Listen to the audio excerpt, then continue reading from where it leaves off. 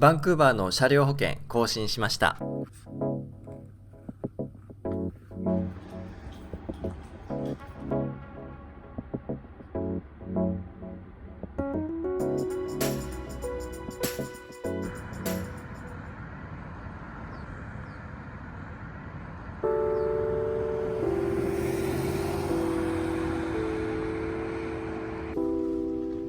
朝焼けを撮ってみました。朝5時ぐらい、早起きのオートウェストエンドです。皆様いかがお過ごしでしょうか。街には車も人もほとんどいません。1年ほど前にこのチャンネルでバンクーバーの車両保険の値段を公開しましたが、それからもうあっという間に1年が経ってしまいました。2ヶ月ほど前に車両保険の更新の手紙が届きました。先延ばしいいところ、もう2ヶ月経ちました。明日で期限が切れます。もう急いでね、更新を今日しに行ったというわけです。後ろのナンバープレート26は日付、そして2021年の3月までとなっています。この赤いステッカーの方を毎年更新をして、日付の方はね固定になってます。更新の際に必要な走行距離確認しておきます。14万5000キロ。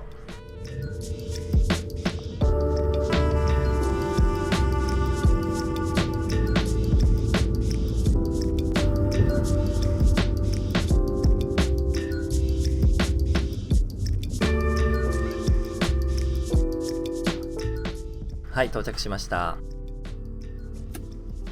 ここでねもたもたしてたらもうシャッターが閉まるという。日本も今どうなんですかね。オンラインで更新できたりしたんでしょうか。カナダのバンクーバーはもう実際に代理店に足を運ばなければいけません。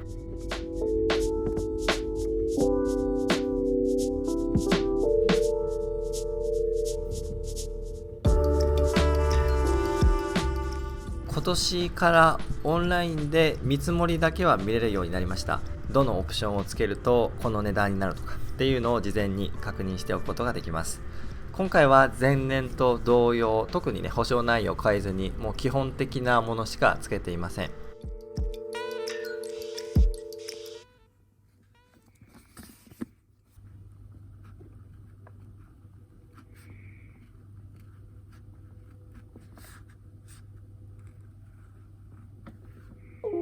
詳しい保証内容は前回の動画でね説明していますが、以前届きました更新の手紙によると、向こう1年で1656カナダドル、だいたい12、3万円といったところでしょうか。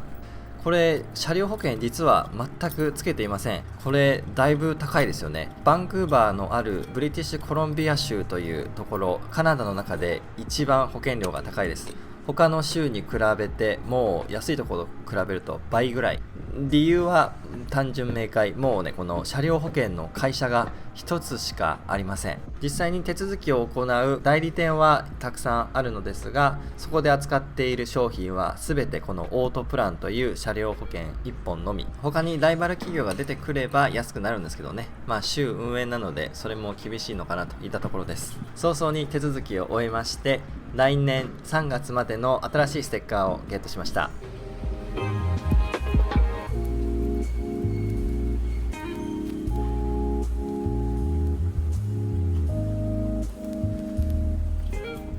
このナンバープレートの前回のねシール、剥がしてもいいんですが、その上にみんなどんどん重ねて貼っていってます。これで来年3月の26日までということになります。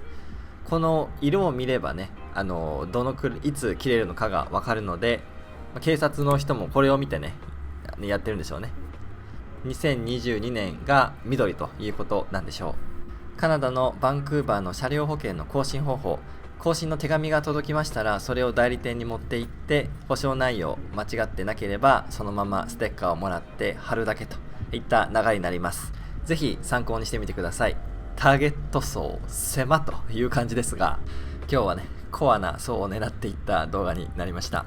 ちなみにここカナダでも去年からリモートワークが増えまして、自動車の事故がだいぶ減ったようです。そして保険会社の支払い額も600億円ぐらい例年に比べて減ったようです。ということで、それを受けて僕たちドライバーに1万円とか2万円ぐらい還元をされるとアナウンスがありました。週運営だからそういうことができるんだと思うんですが、もともと高いのでね、どうなんでしょう。これから民間企業が入ってこれるような環境になればいいんですけどね。またぼちぼちカナダの情報も発信していけたらなと思います。というわけで今回も最後までお付き合いいただきありがとうございました。またお会いしましょう。